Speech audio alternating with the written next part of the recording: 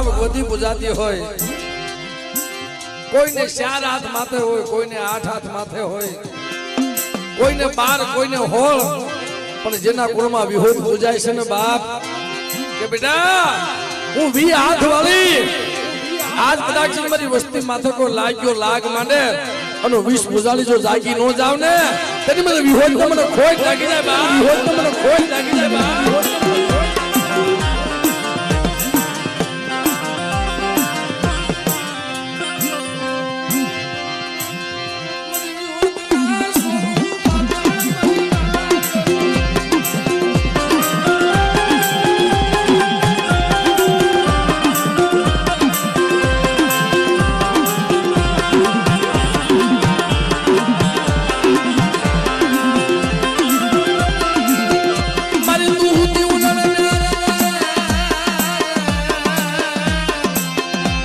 હરાવો લીધો હોરે રે રે રે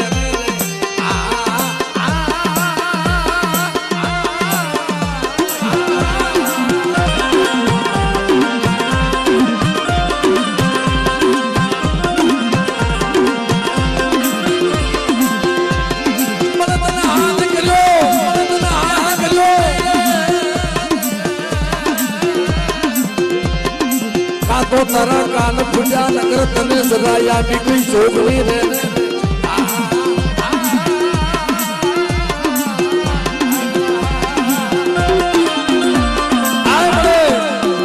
આ મળે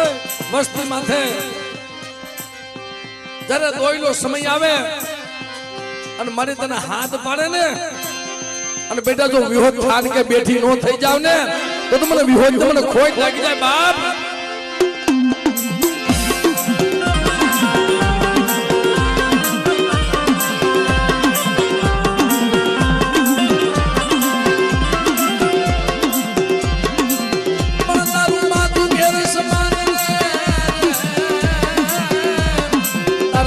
પાતાળની માય તું હુંગી જાગને જોગને ઉલા દઈ દે માંડો તો ફેર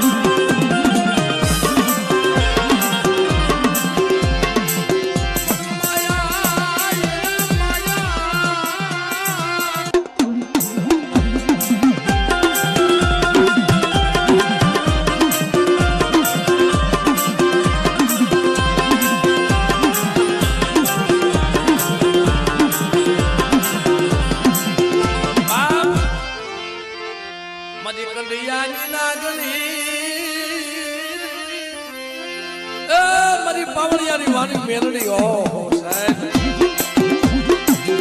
જાને મારી પાવળિયાની વાણી મેલડી કેમ કહેવાની ભાઈ? હાથમાં લાકડી 80 વર્ષની ડોહળી બની અને વાડીના શેઠોજીને ઊભી રહી બેટા મારે પાણી પીવું છે બા. અરે મણાય એ તળાવમાં પાણી તો હુકાઈ ગયું છે પણ બેટા આજ મારી મેરડીનું નામ લઈ અને કદાચ હુકલ તળાવમાં જા જો અમીનું તળાવ ન ભરી દઉં ને એ તેથી મને પાવડિયાની વાણી મને મેરડીને મને ખોટ લાગી જાય બાપ. આ મારી મેરડી આ